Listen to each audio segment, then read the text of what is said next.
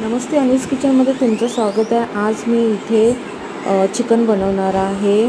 तर मी इथे सर्वप्रथम 2 किलो हे बॉयलर चिकन घेतलेलं आहे।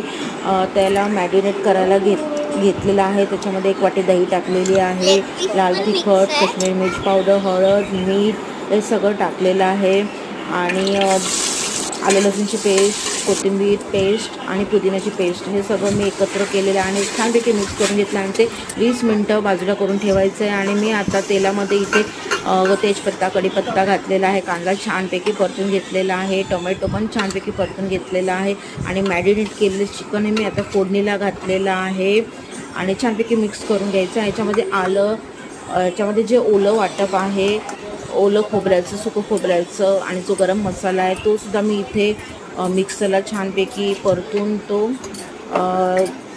याच्यामध्ये फोडणीला घातलेला आहे। आणि आता हे चिकनमध्ये मी वरतून कोथिंबीर टाकलेली आहे आणि आता आपलं हे मस्तपैकी